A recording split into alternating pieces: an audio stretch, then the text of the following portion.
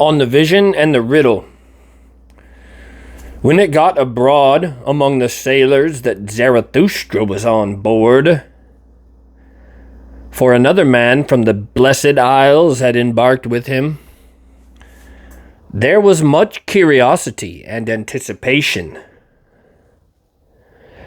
But Zarathustra remained silent for 2 days, and was cold and deaf from sadness, and answered neither glances nor questions. But on the evening of the second day, he opened his ears again, although still he remained silent. For there was much that was strange and dangerous to be heard on this ship, which came from far away and wanted to sail even farther. But Zarathustra was a friend of all who travel far and do not like to live without danger.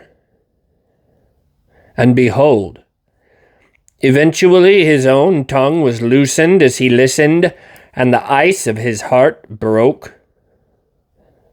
Then he began to speak thus: "To you, bold searchers, researchers, and whoever embarks with cunning sails on terrible seas, to you, drunk with riddles, glad of the twilight, whose soul flutes lure astray to every whirlpool, because you do not want to grope along a thread with cowardly hand, and where you can guess, you hate to deduce.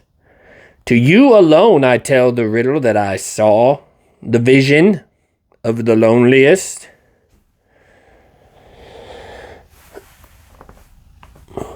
Not long ago I walked gloomily through the deadly pallor of dusk, gloomy and hard, with lips pressed together. Not only one sun had set for me, a path that ascended defiantly through stones, malicious, lonely, not cheered by herb or shrub, a mountain path crunched under the defiance of my foot. Striding silently over the mocking clatter of pebbles, crushing the rock that made it slip, my foot forced its way upwards, defying the spirit that drew it downward toward the abyss, the spirit of gravity, my devil and arch enemy. Upward, although he sat on me, half dwarf, half mole, lame, making lame, dripping lead into my ear, leaden thoughts into my brain. "O Zarathustra," he whispered mockingly, syllable by syllable, "you philosopher's stone, you threw yourself up high, but every stone that is thrown must fall. O Zarathustra, you philosopher's stone, you sling stone, you star crusher. But every stone that is thrown must fall. Sentenced to yourself and to your own stoning, O Zarathustra, for indeed have you thrown the stone, but it will fall back on yourself." Then the dwarf fell silent, and that lasted a long time. His silence, however, oppressed me, and such twosomeness is surely more lonesome than being alone. I climbed, I dreamed, I thought, but everything oppressed me.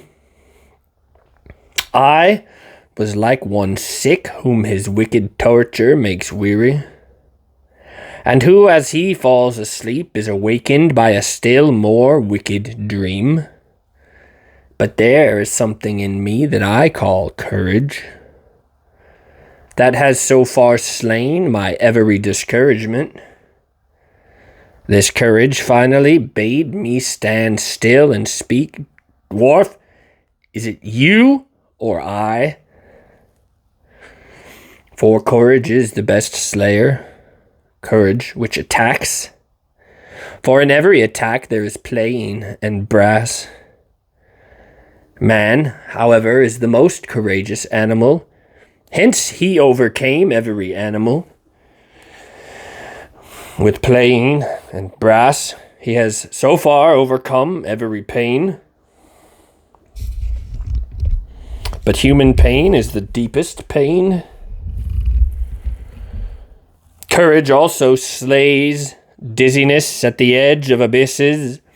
And where does not man stand at the edge of abysses? Is not seen always seen abysses? Courage is the best slayer. Courage slays even pity. But pity is the deepest abyss. As deeply as man sees into life, he also sees into suffering. Courage, however, is the best slayer. Courage which attacks, which slays even death itself, for it says, "Was that life?" Well then, once more. In such words, however, there is much playing and brass. He that has ears to hear, let him hear.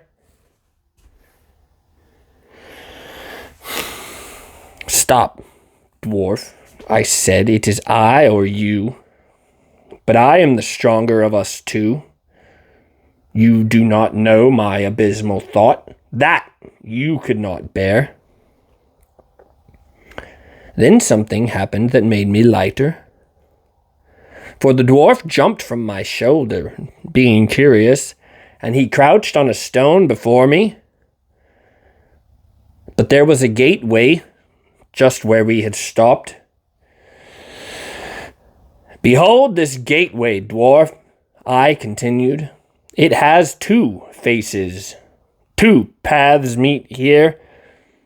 No one has yet followed either to its end.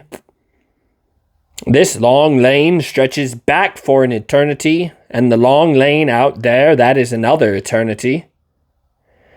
They contradict each other. These paths, they offend each other face to face. And it is here at this gateway that they come together.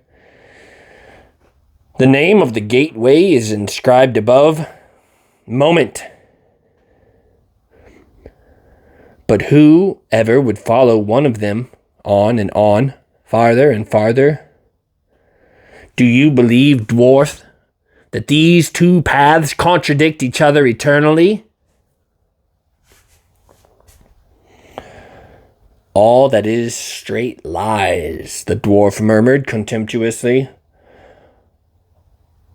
All truth is crooked, and time is a circle.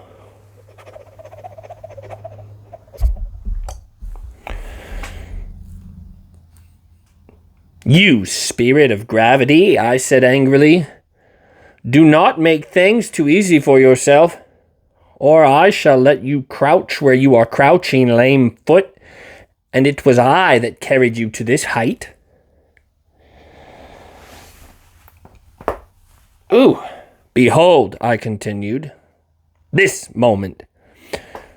From this gateway, moment, a long, eternal lane leads backward. Behind us lies an eternity. Must not whatever can walk have walked on this lane before? Must not whatever can happen have happened, have been done, have passed by before? And if everything has been there before, what do you think, dwarf, of this moment? Must not this gateway, too, have been there before? And are not all things knotted together so firmly that this moment draws after it all that is to come? Therefore itself, too? Whatever can walk in this long lane out of there, too, it must walk once more. And this slow spider, which crawls along in the moonlight, and this moonlight itself, and I and you and the gateway, whispering together, whispering of eternal things, must not all of us have been there before? And return and walk in that other lane out there before us? In this long, dreadful lane, must we not eternally return? Thus I spoke, more and more softly, for I was afraid of my own thoughts and the thoughts behind my thoughts. And then suddenly I heard a dog howl nearby. Had I ever heard a dog howl like this? My thoughts raced back. Yes, when I was a child, in the most distant childhood, then I heard a dog howl like this, and I saw him too, bristling, his head up, trembling, in the stillest moonlight, when even dogs believe in ghosts. And I took pity, for just then the full moon, silent as death, passed over the house. Just then it stood still, a round glow, still on the flat roof, as if on another's property. That was why the dog was terrified, for dogs believe in thieves and ghosts. And when I heard such howling, I took pity again. Where was the dwarf gone now? And the gateway? And the spider? And all the whispering? Was I dreaming then? Was I waking up now? Among wild cliffs I stood suddenly alone, bleak, in the bleakest moonlight. But there lay a man, and there the dog, jumping, bristling, whining. Now he saw me coming. Then he howled again. He cried. Had I ever heard a dog cry like this for help? And verily, what I saw, I had never seen the like. A young shepherd I saw, writhing, gagging, in spasms, his face distorted, and a heavy black snake hung out of his mouth. Had I ever seen so much nausea and pale dread on one face? He seemed to have been asleep when the snake crawled into his throat, and there it bit itself fast. My hand tore at the snake and tore in vain. It did not tear the snake out of his throat. Then it cried out of me, "Bite! Bite its head off. Bite." Thus it cried out of me my dread, my hatred, my nausea, my pity. All that is good and wicked in me cried out with a single cry. You bold ones who surround me, you searchers, researchers, and whoever among you has embarked with cunning sails on unexplored seas, you who are glad of riddles, guess me this riddle that I saw then. Interpret me the vision of the loneliness. For it was a vision and a foreseeing.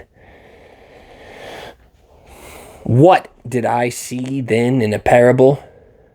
And who is it who must yet come one day? Who is the shepherd into whose throat the snake crawled thus?